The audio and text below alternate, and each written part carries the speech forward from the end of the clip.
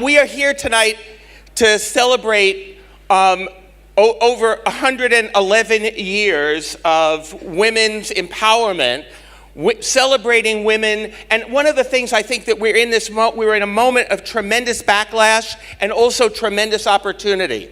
So I want to talk a little bit about engaging men and boys to support gender equality, because here's what I think we know.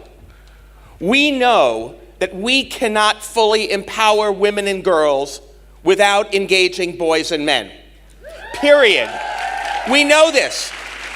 There has never been a reform in history that women wanted that didn't require men's support. So the question, the vote? We need to engage men and boys, but we need to engage men and boys in a way that men and boys have never been engaged before, which is to say, this is not our movement. We are the gentleman's auxiliary of feminism. We are the followers in this movement, and that is not an easy position for men to be in. So first what I'm going to do, I'm going to just say a few words about why men should support gender equality. This one's easy, because it's right, because it's fair, because it's just, because it's democratic. We know this. Right? We know this. A really good example of that ethical imperative, it's right, it's fair, it's just, Justin Trudeau, one of my heroes. Justin Trudeau, when he was elected Prime Minister in Canada, do you remember 2015?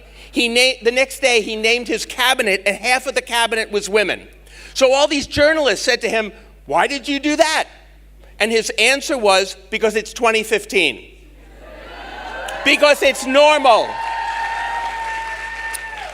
So since we know that gender equality is right and fair and just and democratic, why don't men support it?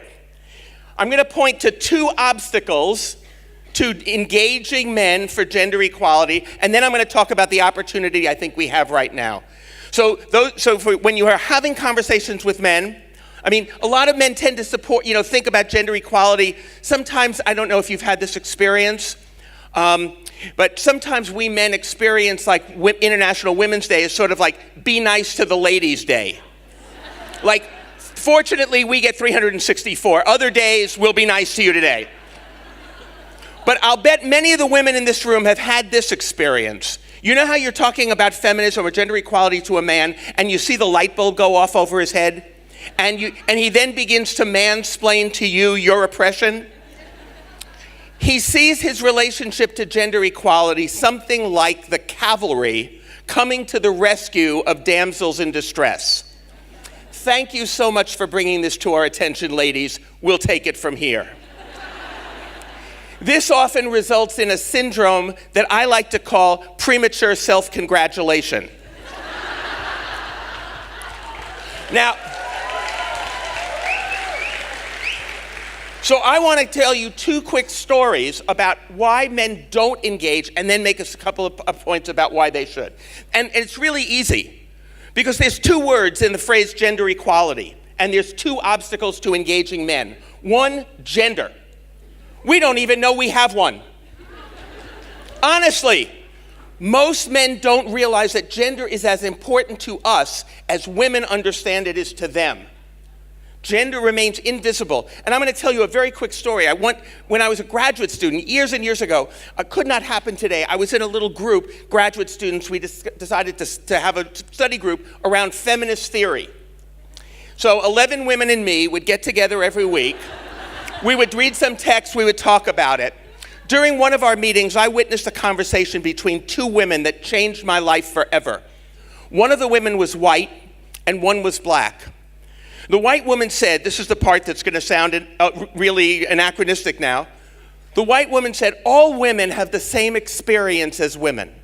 All women face the same oppression as women, and therefore all women have an intuitive solidarity or sisterhood. And the black woman said, I'm not so sure.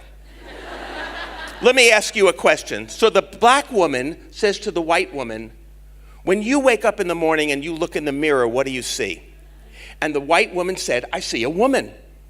And the black woman said, you see, that's the problem. Because when I wake up in the morning and I look in the mirror, she said, I see a black woman. To me, race is visible. But to you, race is invisible. You don't see it. And then she said something startling. She said, that's how privilege works.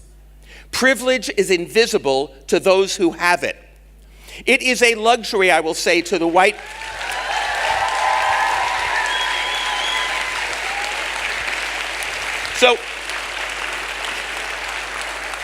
So it's a luxury, I would say, to the white people sitting in this room not to have to think about race every split second of our lives. Privilege is invisible to those who have it. Remember, I was the only man in this group. So when I witnessed this, I kind of went, oh no. And somebody said, what was that reaction? And I said, well, when I wake up in the morning and I look in the mirror, I see a human being. I'm kind of the generic person. That was the moment I became a middle-class white man. That class and race and gender were not about other people, but they were about me. That's the first obstacle. We must make gender visible to men, which means making privilege visible. That's not so easy. Second story, very quickly, is around the word equality. Many men, when we hear the word equality, we think it's a zero-sum game, and that if women win, men are going to lose. You've heard this. I started my most recent book. It's called Angry White Men. It was published in 2013. That is, the name Trump does not appear anywhere in the book. But my first encounter with these angry white men was on a TV talk show opposite 4 white men who believe that they, white men, you've heard this before, are the victims of reverse discrimination in the workplace.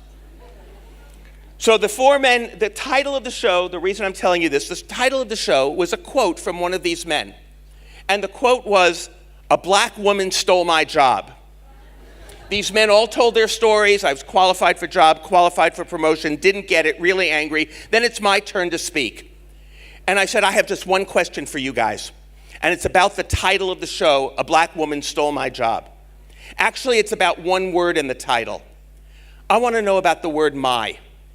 Where did you get the idea it was your job? Why isn't the title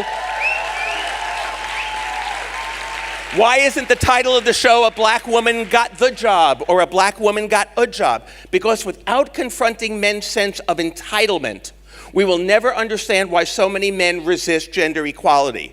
Look, we think this is a level playing field. So any policy that tilts it even a little bit, we think, oh my God, water's rushing uphill. It's reverse discrimination against us. So listen up, Denmark. You're part of this. White men in Europe and the United States are the beneficiaries of the single greatest affirmative action program in the history of the world. It is called the history of the world. So that's why men resist. So we have to talk about entitlement. We have to talk about that invisibility of privilege. Now, we are living in a moment, the Me Too moment right now, which is quite extraordinary. It is extraordinary for one simple reason. Women have been talking about what happens to them in the workplace for decades. What makes this moment different for us, I believe, is that for the first time, women are being believed. Not only believing each other when they talk about it in private, but being believed publicly. This is new and revolutionary.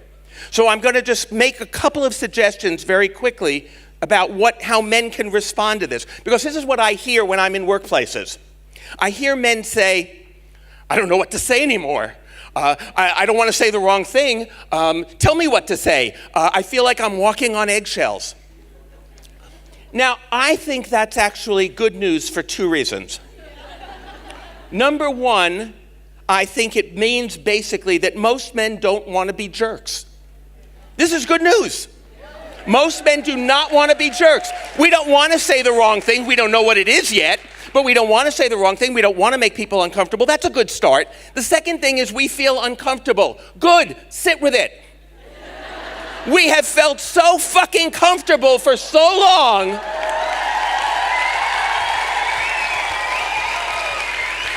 So here's my advice. Here's my advice to the men in the room. All right? First, so I'm going to say 3 things. First of all, since women are speaking and they are being believed, let us listen to Oprah.